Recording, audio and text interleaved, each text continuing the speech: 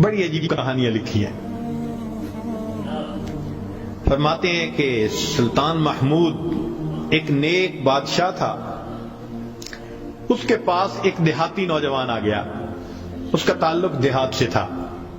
تعلیم بھی نہیں تھی, کچھ ایسی تربیت بھی نہیں تھی, مگر بادشاہ کے دربار میں آ کے جب خدمت پہ لگا تو اس نے اتنی اچھی خدمت کرنی شروع کی کہ تھوڑے دنوں میں بادشاہ کی آنکھوں میں بڑا درجہ پا گیا. بادشاہ نے اپنے مقرب بندوں میں شامل کر لیا. اب جو پہلے سے مقربین تھے نا, وہ بہت جیلس ہوتے تھے. ہم بڑے خاندانوں والے اور بڑی عقل سمجھ والے, تعلیم والے, ہم بادشاہ کے مشیر تھے. یہ کل کا نوجوان پتہ نہیں کہاں سے آ گیا دیہات سے اٹھ کے کہ بادشاہ کی اس کے اوپر بڑی خاص نظر پڑتی ہے.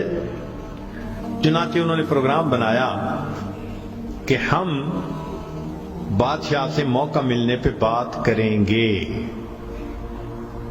انہوں نے بات کی کہ بادشاہ سلامت, جو محبت کی نظر اس کی طرف اٹھتی ہے وہ ہمارے اوپر نہیں اٹھتی. حسب میں ہم اچھے, نسب میں ہم اچھے, مال میں ہم اچھے, عقل میں ہم اچھے, لیکن محبت کی نظر اس کو جو مل گئی وہ ہمیں نہیں مل رہی. تو بادشاہ نے کہا کہ اچھا, میں کسی موقع پہ اس کا جواب دوں گا. اب بادشاہ نے کیا کیا کہ ایک پھل منگوایا جو بہت کڑوا تھا. کاشیں بنوائیں اور کاشیں ان سب لوگوں میں تقسیم کر دیں جو اعتراض کرنے والے تھے, اور ایاز بھی وہیں بیٹھا تھا. تو جس جس کو وہ کاش ملی اس نے منہ میں ڈالا, تھو تھو. بادشاہ سلامت بڑا بہت کڑوا, توبہ توبہ بہت کڑوا. سب نے اپنے منہ سے وہ پھل نکال دیا اور کہا کہ بادشاہ سلامت یہ بہت کڑوا ہے. تو بادشاہ نے جب ایاز کو دیکھا تو وہ مزے سے کھا رہا تھا. تو بادشاہ نے اس سے پوچھا کہ ایاز, یہ کاش میٹھی ہے جو اتنے مزے سے کھا رہے ہو؟ اس نے کہا بادشاہ سلامت ہے تو کڑوی, کھاتے کیوں جا رہے ہو؟ اس نے کہا بادشاہ سلامت میرے دل میں یہ بات آئی کہ جس بادشاہ کے ہاتھوں سے میں زندگی بھر میٹھی چیزیں لے کے کھاتا رہا, اگر آج مجھے کڑوی بھی مل گئی تو میں اس کو واپس کیسے کروں؟ عمر بھر میٹھی چیزیں لے کے کھاتا رہا, آج کڑوی بھی مل گئی تو واپس کیسے کروں؟ کاش کہ یہ چیز ہمارے اندر آ جاتی کہ جس پروردگار کی نعمتوں سے ساری زندگی ہم انجوائے کرتے رہتے ہیں, اگر کبھی کوئی اس کی طرف سے آزمائش کی گھڑی بھی آ جائے تو ہم پھر شکوہ کیوں کرتے ہیں؟ اب بادشاہ نے سوچا کہ بھائی یہ لوگ جو بہت اعتراض کرنے والے تھے نا, ان کے سامنے کوئی اور ایسا ہیلا کرنا چاہیے کہ ذرا ان کو بات سمجھ میں آ جائے. تو ایک دن بادشاہ آیا اور اس نے کہا کہ دیکھو بھائی, آج میں تم سب کی عقل کا امتحان لوں گا, تمہارا آئی کیو لیول دیکھوں گا کیا ہے, اور میں دیکھتا ہوں کہ کون اس میں پاس ہوتا ہے. اب جب بتا دیا تو سب بڑے محتاط ہو گئے.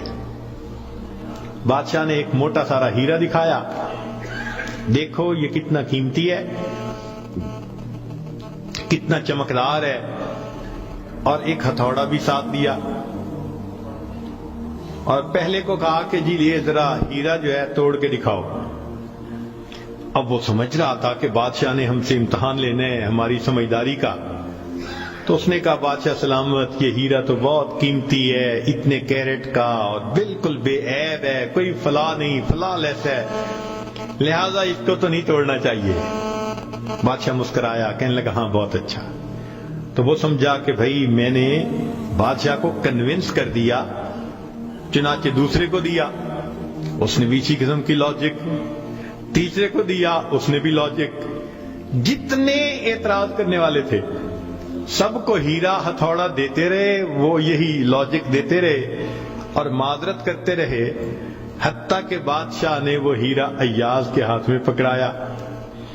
جب ایاز کو کہا ایاز اسے توڑو, ایاز نے اس کو نیچے فرش پہ رکھا، دے کے مارا ہتھوڑا اور اس کے ٹکڑے ٹکڑے کر دیے۔ اب جب اتنے قیمتی ہیرے کے ٹکڑے ہو گئے تو وہ تو سارے خوش ہو گئے، آج اس کا گنوار پن کھلا، اس کی جہالت کھلی، بے وقوف، کیا پتا اس کو یہ کتنی قیمتی چیز تھی۔ تو وہ ایکسپیکٹ کرنے لگے کہ آج تو بادشاہ اس کو دھکا دے دے گا دربار سے۔ تو جب ہیرے کے ٹکڑے ہو گئے تو بادشاہ نے اس کی طرف دیکھ کے کہا، ایاز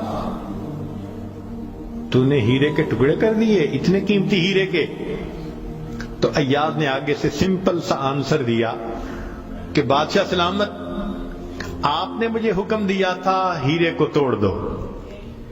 اب میرے سامنے دو آپشن تھی، یا تو اتنے قیمتی ہیرے کو توڑ دیتا، یا پھر میں انکار کرتا تو آپ کے حکم کو توڑ دیتا۔ میری نظر میں آپ کا حکم ایسے سینکڑوں ہیروں سے زیادہ قیمتی تھا، لہذا اس کو کم قیمت سمجھتے ہوئے میں نے آپ کے حکم کو نہیں توڑا، میں نے ہیرے کو توڑ دیا۔ تو بھئی جتنا ایاز کے دل میں بادشاہ کے حکم کا احترام تھا، کاش ہم بندوں کے دل میں پروردگار کے حکم کا ایسا احترام آ جاتا۔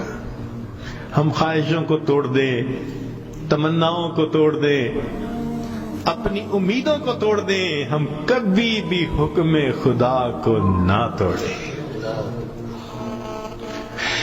تیسرا واقعہ لکھا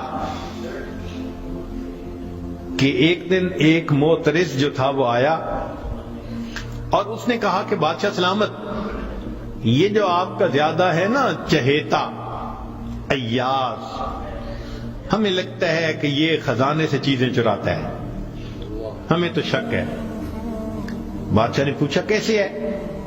اس نے کہا جی ایک جگہ کلوزٹ بنائی ہوئی ہے اس نے، اور یہ صبح و شام اس کلوزٹ کا دروازہ کھولتا ہے اور دیکھتا رہتا ہے اور تالا لگا کے چابی اپنے پاس رکھتا ہے، چابی کسی کے ہاتھ میں نہیں دیتا۔